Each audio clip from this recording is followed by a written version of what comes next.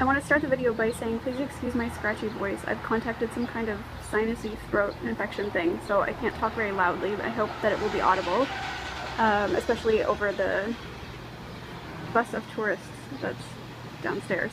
So it's about 5:15 right now, which is maybe about an hour after things start getting sunny on the balcony. So you can see that there's like a line demarcating where it's sunny and where it's shady, and then as the night progresses, as it goes up until the sunset, it will keep getting sunnier and sunnier until the sun sets. So that's kind of the amount of light that I have. So it's not, as you can see, a tremendous amount, and as I said, it's about 5 right now, 5:15, and it's only going to get better for a few hours and then the sun goes away. So I don't get a whole lot, but I'm still able to grow all the stuff that I'm growing here. So I'm going to show a few things that have changed this week. So the physically smallest change in the garden this week, but one that's nonetheless exciting, is that one of my Malabar spinach seeds that I've been waiting on forever has finally sprouted. So it's still very small at this stage. I am keeping it inside. I just took it out so that it would be in the video. Yeah, I'll keep it inside for a while longer, but it's finally managed to sprout, so I'm pretty happy about that. Another thing, I mentioned last week that some of my pansies were about to sprout, and once this one got the idea, then a whole bunch of other ones got the same idea. So I have quite a few little Johnny jump ups that have sprouted, so I'm really pleased that they are getting enough light to do that in this amount of sun. Up here I wanted to show that even though my little chart is quite small, I'm still pleased with it because this area gets only about 1 or maybe 2 hours of sun on a good day, and they're still growing. So they're growing at a slow pace, but they are being productive nonetheless. In this box over here, I have some lettuces that I transplanted that you can just forget about. The main reason I wanted to show this is because it's the only new addition to the garden this week, and I've planted some seeds of some different Asian vegetables. So over here I have some choy sum. Here I have some gailan, which I guess is like a Chinese kale, and on this side there'll be some little tiny bok choy. I also have some progress to report on with the tomatoes. So this tomato plant, or I guess these 2 tomato plants in the same container, are ones that I grew from a seed that I saved from a farmer's market tomato, so I have no idea what the variety is, except that they were a yellow cherry tomato. But they are producing flowers all over the place.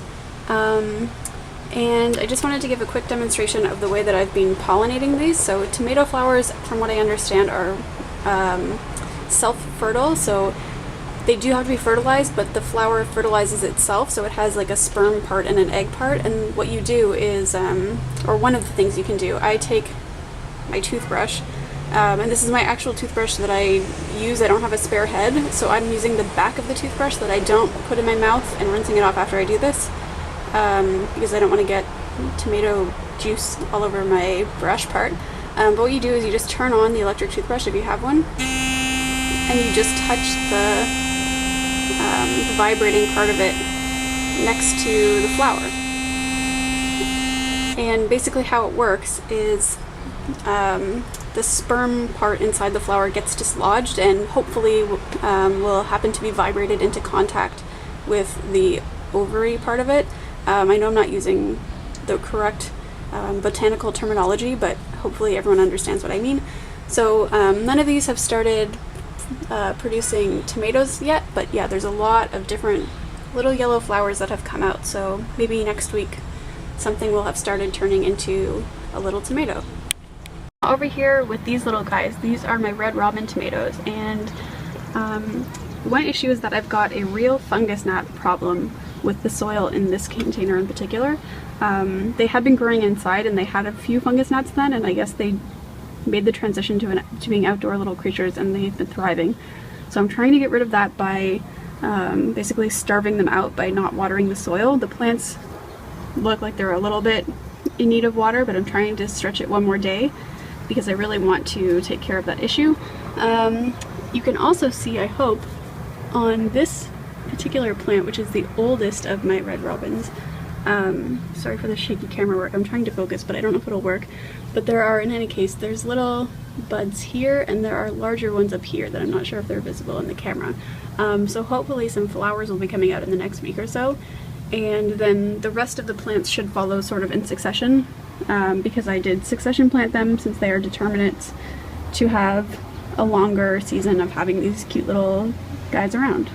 And finally, check out the height of my pea plants. They're doing fantastic. One of them is not only taller than the stick that I put in, but is getting taller than the balcony railing itself. So it's got wrapped around, it wrapped itself around on this little string light here.